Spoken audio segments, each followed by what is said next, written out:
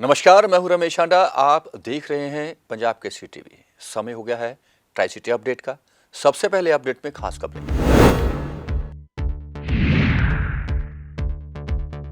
चंडीगढ़ में कोरोना के 1502 नए मामले, 2 की मौत, एक्टिव मरीज पहुंचे 9,966।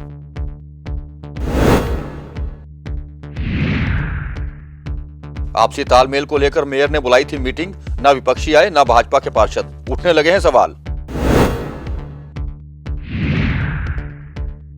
और डीजीपी के फर्जी हस्ताक्षर कर तबादला आदेश जारी करने के मामले में एक इंस्पेक्टर भी हुआ गिरफ्तार। 4 दिन के पुलिस रिमांड पर लिया गया। और अब खबरें विस्तार से। चंडीगढ़ नगर निगम में 9 मनोनीत पार्षद होते हैं, जिन्हें सदन में वोट का अधिकार हो या ना हो, इस मामले को लेकर सुप्रीम कोर्ट में मामला विचाराधीन है, जिसमें बुधवार को सुप्रीम कोर्ट में सुनवाई होनी थी, लेकिन सुनवाई नहीं हो सकी, जिसे अब 1 फरवरी तक स्थगित कर दिया गया है। आपको बता दें कि चंडीगढ़ में हुए नगर निगम चुनावों में अभी तक 9 मनोनीत पार्षदों का चयन नहीं हुआ है, जिसे लेकर अब प्रशासन पर पूरा दबाव है। और ऐसे में 24 जनवरी को होने वाली सदन की पहली बैठक हंगामेदार हो सकती है, जिसमें इस मुद्दे को लेकर कड़ी बहस होने की उम्मीद जताई जा रही है। वहीं मेयर सरबजीत कौर ने सदन की प्रक्रिया चलाने के लिए और आपसी तालमेल बिठाने के लिए सभी पार्षदों को आज मीटिंग में बुलाया था, लेकिन इस मीटिंग में कोई भी पार्षद नहीं पहुंचा। ना तो कांग्रेस का पार्षद कोई पहुंचा, ना आम आदमी पार्टी का, और ना ही भारतीय जनता पार्टी के सभी पार्षद इसमें पहुंचे। केवल डिप्टी मेयर अनूप गुप्ता और अकाली दल के पार्षद हरदीप ही इस बैठक में पहुंचे, जिसके बाद मेयर के इस इन्विटेशन को लेकर के भी काफी चर्चाएं शुरू हो गई हैं और सवाल उठने लगे हैं कि आखिर भाजपा के पार्षद मेयर के बुलावे पर क्यों नहीं पहुंचे। आइए देखते हैं रिपोर्ट। चंडीगढ़ की नई मेयर सरबजीत कौर ने अभी कार्यभार संभाला ही है और आने वाली 24 जनवरी को नगर निगम सदन की बैठक है। लेकिन इससे पहले आज बुधवार को मेयर सरबजीत कौर ने सभी नवनियुक्त पार्षदों और अफसरों को बुलाया था, ताकि वे आपस में एक दूसरे को अच्छे से जान सके और अच्छे से सदन को चला सके। लेकिन मेयर द्वारा बुलाई गई इस बैठक में ना तो आम आदमी पार्टी का कोई पार्षद पहुंचा और ना ही कांग्रेस का। इतना ही नहीं, इस मीटिंग में भाजपा के खुद के पार्षद भी नदारद ही रहे।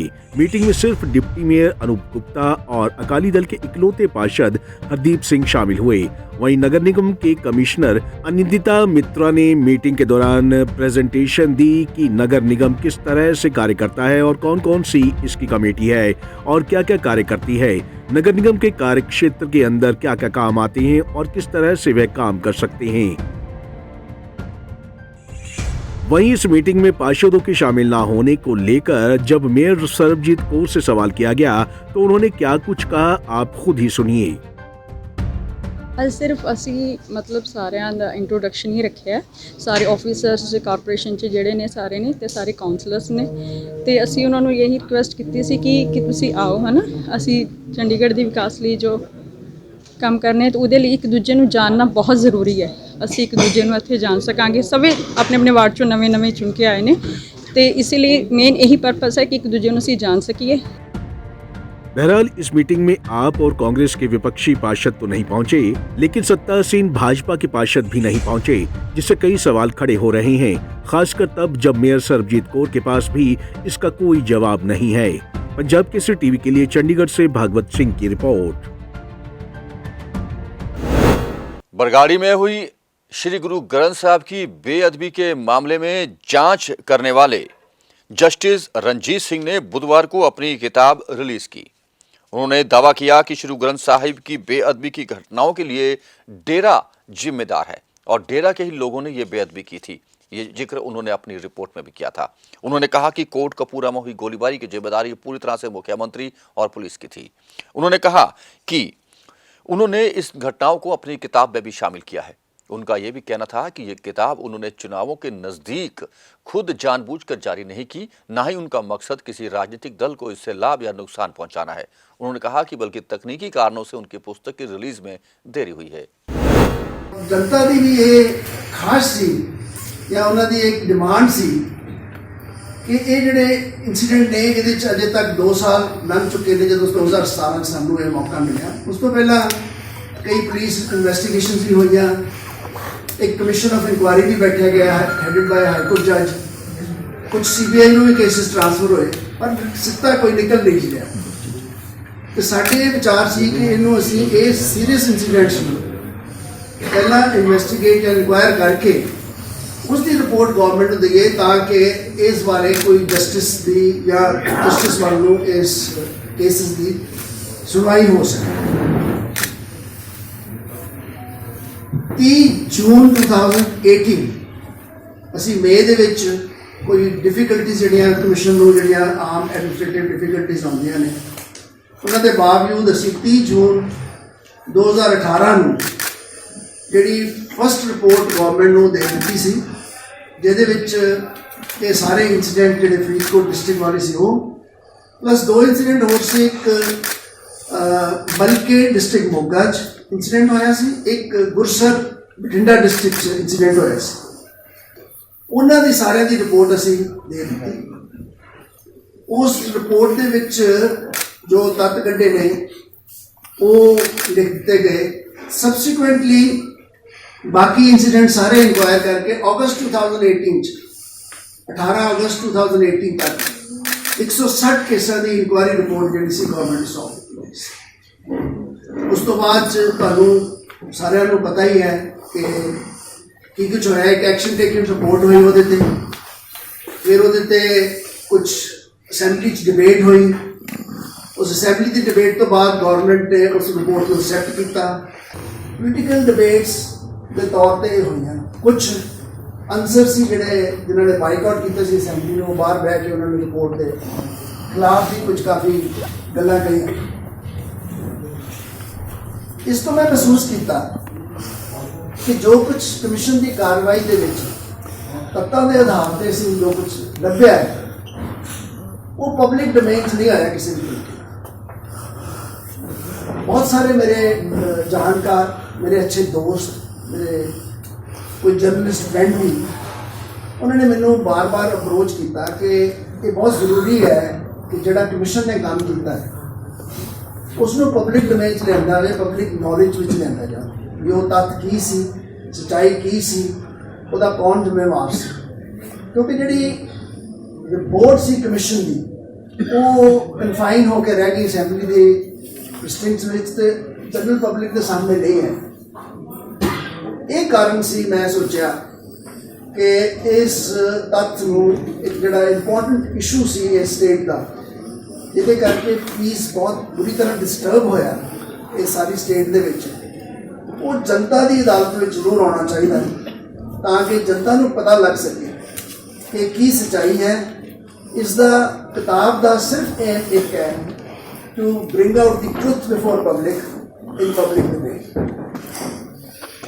ਕੁਝ ਸ਼ਾਇਦ ਇਹ ਵੀ ਸਵਾਲਾਤ ਉੱਠਣ ਕਿ ਜੀ ਇਹਦਾ ਕੋਈ ਪੋਲੀਟੀਕਲ ਏਮ ਹੈ। ਮੈਂ ਇਹ ਕਲੈਰੀਫਾਈ ਕਰਨਾ ਚਾਹੁੰਦਾ ਕਿ ਇਸ ਕਿਤਾਬ ਨੂੰ ਜਦੋਂ ਮੈਂ ਲਿਖਣਾ ਸ਼ੁਰੂ ਕੀਤਾ ਸੀ ਉਦੋਂ ਕੋਈ ਇਲੈਕਸ਼ਨ ਨਾ ਆਉਣ ਵਾਲੀ ਸੀ।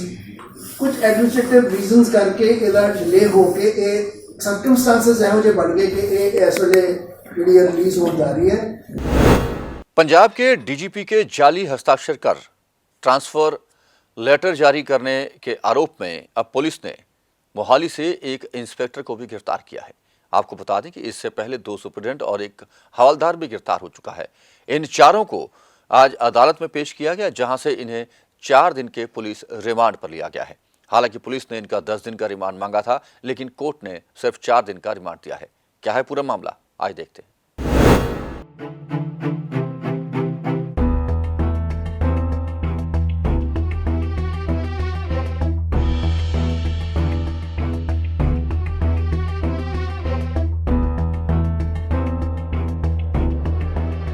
पंजाब डीजीपी के जाली हस्ताक्षर मामले में सेक्टर 3 थाना पुलिस ने मोहाली जिले के एक इंस्पेक्टर को गिरफ्तार किया है। जानकारी के मुताबिक कई थानों और सीआईए इंचार्ज रहे सतवंत सिद्धू को आज चंडीगढ़ पुलिस ने गिरफ्तार किया है। पुलिस की माने तो 8 जनवरी को एक डीजीपी दफ्तर से लिस्ट जारी हुई थी, जिसमें 11 पुलिस कर्मियों के प्रमोशन को लेकर ऑर्डर निकाला गया था, लेकिन बाद में ये सामने आया कि डीजीपी चट्टोपाध्याय ने यह हस्ताक्षर किए ही नहीं थे। इसके बाद पूरे महकमे में हड़कंप मच गया और इस पूरे मामले में डीजीपी पंजाब दफ्तर से चंडीगढ़ के सेक्टर 3 थाने में शिकायत दी गई और पुलिस ने मामला दर्ज कर जांच शुरू की।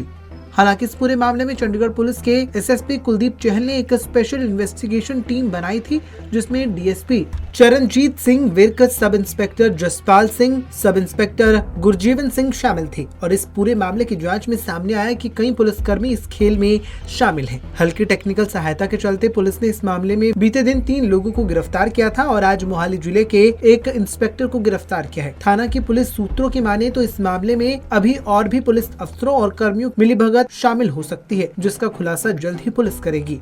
पंजाब केसरी टीवी के लिए चंडीगढ़ से कुलदीप कुमार की रिपोर्ट। सरकारी विभागों में भर्ती के घोटाले के मामले थम रहे। पंचकुला पुलिस ने पैसे लेकर पुलिस व अन्य विभागों में लिखित परीक्षा देने वाले एक शख्स को गिरफ्तार किया है, जिसकी पहचान सोनीपत के रहने वाले मानिक के रूप में हुई है। मानिक कई उम्मीदवारों के लिखित परीक्षाएं दे चुका है, जिसे पुलिस ने 2 दिन के रिमांड पर लिया और पूछताछ जारी है। इनके कब्जे से कई उम्मीदवारों के दस्तावेज भी बरामद हुए हैं, जिसकी छानबीन की जा रही है। पंचकुला पुलिस ने पैसे लेकर पुलिस व अन्य विभागों की भर्ती में कैंडिडेट की जगह परीक्षा देने वाले एक आरोपी को गिरफ्तार किया है। आरोपी के पास से कई अभ्यर्थियों के दस्तावेज भी बरामद हुए हैं। गिरफ्तार किए गए आरोपी की पहचान रोहतक निवासी मानिक के रूप में हुई है। आरोपी को आज पुलिस ने कोर्ट में पेश किया, जहां से कोर्ट ने आरोपी का 2 दिन का पुलिस रिमांड दिया है। पुलिस को सूचना मिली थी कि मानिक नाम का शख्स जो जिला रोहतक का रहने वाला है, वह पुलिस या अन्य किसी विभाग में निकलने वाली भर्तियों को लेकर भोले भाले अभ्यर्थियों को अपने जाल में फंसाकर उनसे पैसे लेकर उनके स्थान पर खुद परीक्षाएं देता है। सूचना के मुताबिक आरोपी आज भी एक अभ्यर्थी की मदद के लिए भर्ती स्थल परेड ग्राउंड सेक्टर 5 में आया हुआ था, जिसके बाद पुलिस ने मामले में तुरंत कार्रवाई करते हुए आरोपी को गिरफ्तार किया। पुलिस कर्मियों ने आरोपी मानिक की तलाशी ली तो उसके पास से 2 अभ्यर्थियों के आधार कार्ड भी मिले। बहरहाल पुलिस ने कोर्ट से आरोपी का 2 दिन का पुलिस रिमांड ले लिया है। देखना होगा पूछताछ के दौरान आरोपी क्या कुछ खुलासे करता है। पंजाब केसरी टीवी के लिए पंचकुला से ब्यूरो रिपोर्ट। आईसीसीडब्ल्यू कर्मचारी यूनियन ने कर्मचारियों की लंबित मांगों को लेकर एक बार फिर प्रदर्शन किया है। सेक्टर 23 के बाल भवन में हुए इस प्रदर्शन में भारी संख्या में कर्मचारी शामिल हुए और सरकार के खिलाफ जमकर नारेबाजी की। यूनियन द्वारा किए जा रहे रोष मार्च के दौरान बताया गया कि सरकार उनकी मांगों को लेकर कई बार उन्हें आश्वासन दे चुकी है, लेकिन उन्हें अमली जामा नहीं बनाया गया, जिसे लेकर मजबूरन उन्हें इस तरह के कदम उठाने पड़ रहे हैं। लागू करो, लागू करो, लागू करो। सारे कर्मचारियों का इसका भुगतान जल्दी करो, जल्दी करो। वर्कर यूनियन जिंदाबाद, जिंदाबाद, जिंदाबाद। आईसीसीडब्ल्यू कर्मचारी यूनियन ने लंबित पड़ी मांगों को लागू कराने के लिए और आईसीसीडब्ल्यू प्रशासन के अड़ियल नकारात्मक रवैये के खिलाफ बाल भवन सेक्टर 23 में जमकर नारेबाजी की। यूनियन द्वारा किए जा रहे रोष मार्च के दौरान गेट रैली की गई। गेट रैली को यूनियन के वरिष्ठ उप प्रधान व महासचिव ने संबोधित करते हुए कहा कि कर्मचारी यूनियन अपनी लंबित मांगों को लागू कराने के लिए लगातार संघर्ष कर रही है, लेकिन कर्मचारी यूनियन को प्रशासन द्वारा झूठे आश्वासन के सिवा कुछ नहीं मिल रहा है। आज हमने ये हमारा प्रदर्शन जो तो है काफ़ी सालों से चल रहा है, लगातार चल रहा है, लेकिन जो हमारी जो डिमांडें हैं वो हमारी डिमांडें है कि एक तो हमारा बहुत 5 सालों से जो डीसी रेट रुका हुआ है वो बहाल किया जाए और हमारा पे स्केल जो है 11 से रुका हुआ है वो नहीं आज तक हमें मिला है और उसको तो 10 साल ही हो गए हैं। और दूसरा है कि हमारा डीए 5 साल से रुका हुआ है वो नहीं आज तक हमारा लागू किया गया। और साथ में जो हमारा एक स्विच ओवर स्टाफ है उनको मतलब कि उनको भी 6-7 साल हो गए, उनके अपॉइंटमेंट लेटर अभी तक जारी नहीं किए गए और उनको भी जो सैलरी में हर साल कहते थे 3% की बढ़ोतरी होएगी, 10 से वो हुए हैं तब से उनकी 3% तो क्या 1% सैलरी की बढ़ोतरी नहीं हुई है। तो इसलिए हम यही चाहते हैं कि जो हमारी ये थोड़ी सी डिमांडें हैं और इनको एडमिनिस्ट्रेशन जल्दी से जल्दी पूरी करने की कोशिश करें। हम जो पिछले 5 साल से ज़्यादा लगातार ये संघर्ष कर रहे हैं और पिछले 5 सालों में हमारी तनख्वाह जो है 1 रुपये भी नहीं बढ़ाया गया है इन्होंने। आज महंगाई जो है कई गुना बढ़ चुकी है। कर्मचारी हमारा महंगाई की वजह से बहुत परेशान है, लेकिन यहाँ की जो प्रशासन है वो कर्मचारियों की बात को सुनता तो कई बार, लेकिन हल नहीं करता। इस करके जो आज हमें कोविड के बावजूद भी यहाँ प्रदर्शन करना पड़ा। इससे पहले हमने 5 जनवरी को भी यहाँ प्रदर्शन किया था, लेकिन प्रशासन जो है हर बात को हल्के में लेती है। पता नहीं क्या बात है क्या नहीं, हमें कोई समझ नहीं आती है। लगातार यहाँ जो काम करने वाली महिलाओं की गिनती ज़्यादा है, लेकिन सबसे ज़्यादा जो शोषण हो रहा इस अदारे में हो रहा, ICCW में हो रहा। कहने को ये कहा जाता है कि यहाँ संविधान बना हुआ है, संविधान के अधीन हम काम कर रहे हैं, लेकिन संविधान के अधीन जो संविधान में लिखा हुआ कि हर 3 महीने के बाद एग्जीक्यूटिव कमेटी की मीटिंग की जाएगी, 1 साल के बाद एनुअल जनरल बॉडी की मीटिंग कॉल की जाएगी। आज संविधान को भी किनारे करके यहाँ की सारी कारगुजारी चल रही है। ICCW के कर्मचारियों ने मांग की है कि अगर उनकी मांगों को जल्द पूरा नहीं किया गया तो आने वाले दिनों में वे अपना प्रदर्शन तेज करने के लिए मजबूर होंगे। वहीं अब देखना ये होगा कि इस मामले में कर्मचारियों की मांगों को कब तक पूरा किया जाता है। पंजाब केसरी टीवी के लिए चंडीगढ़ से कुलदीप कुमार की रिपोर्ट। चंडीगढ़ के चुनावों में नेताओं ने बड़े बड़े दावे किए थे। नगर निगम के चुनाव से पहले भी सभी ने यह दावा किया था कि हल्लो माजरा सहित शहर के सभी गांवों का विकास होगा, उन्हें मॉडर्न बनाया जाएगा। लेकिन हल्लो माजरा एक ऐसा गांव है जहां ना तो चुनावों से पहले किसी ने देखा, ना ही अब चुनावों के बाद वहां की कोई सुध ले रहा है। लोग खासे परेशान हैं, सड़कों का हाल बेहाल है, जगह जगह कूड़ा बिखरा हुआ है। हमने भी वहां का दौरा किया और पाया कि यहाँ के लोग सच में ही परेशान हैं। आइए देखते हैं एक रिपोर्ट।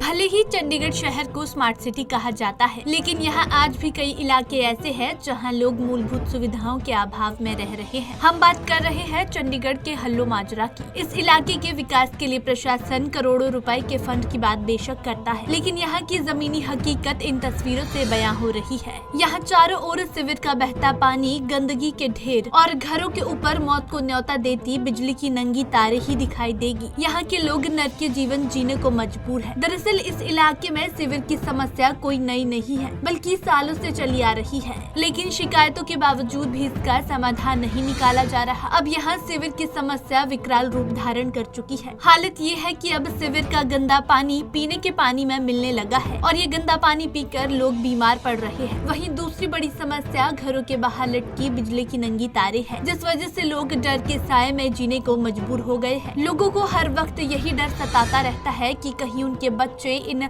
बिजली की नंगी तारों की चपेट में ना आ जाए। गलियां के बीच जो नंगी तारा लटक रही है बिजली की, नंगे जोड़ हैं, और जो सीवरेज का पानी है ना वो ब्लॉक है। देखो ये सामने, ये देखो ये जो फौजियां है साड़ियाँ उछल गई। बच्चों को बहुत प्रॉब्लम है, बीमारियां का डर फैलिया हुआ है। करोना काल के बीच, करोना तो वैसे ही है, करोना वैसे ही साढ़े घर में बढ़िया हुआ है और इतनी डिफिकल्टी आ रही है, इतनी डिफिकल्टी आ रही है। तारा मतलब चलते बंदे के सिर के उत्ते तो निकल लग जांदियां।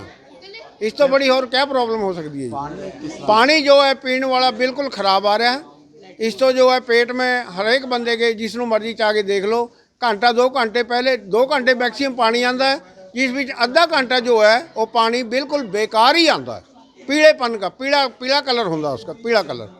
लैटरिन की हौदियाँ उछल रही हैं, गंदगी ज़्यादा फैल रही, बीमारी ज़्यादा फैल रही। सबके घरों में 4-4 मरीज पे हैं, उसका हल करो। ऊपर से बिजली की तारा लटक रही हैं, बच्चे हमारे पानी में न खाएं।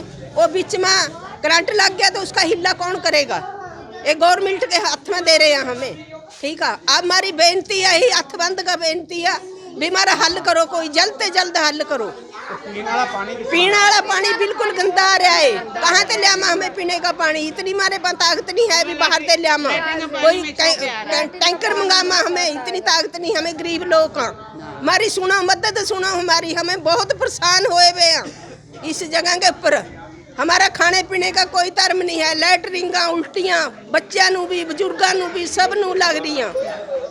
हमारी हथबंद का बेनती, हमारी जल्द से जल्द हल होना चाहिए।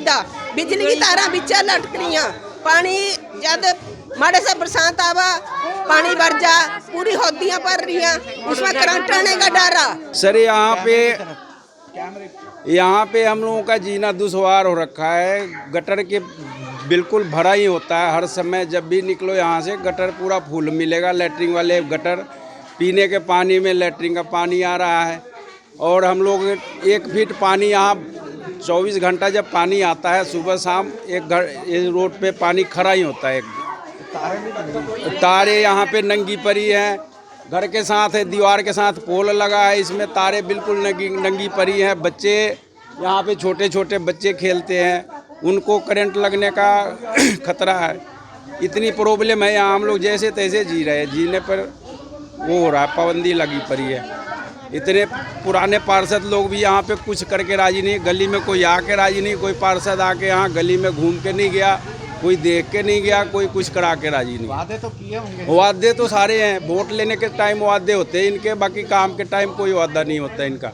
वादा पूरा नहीं करते, आते जाते आके देखने को भी राजी नहीं है गली में क्या हो रहा है, कैसे लोग जी रहे हैं, नहीं जी रहे। बहुत मुश्किल हो रही है, हम लोगों को जीना दुश्वार हो रखा है। इसमें थोड़ी सी कार्रवाई की जाए, ध्यान दिया जाए गलियों पे।